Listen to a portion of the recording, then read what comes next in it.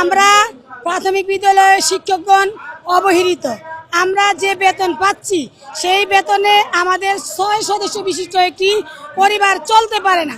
আমরা একেবারেই ন্যূনতম মানের জীবনযাপন করি। আপুমনি বলল যে তারা যে ন্যূনতম বেতন পায় তাতে 6 সদস্য বিশিষ্ট পরিবারের চলতে কষ্ট হয়। আমার কথা হলো যে যারা বেকার আছে তারা তাহলে তাদের পরিবার কিভাবে চালাচ্ছে? যারা হলো দিনমজুর, তারা দিনমজুরগিরি খায়, করে করে করে খায়।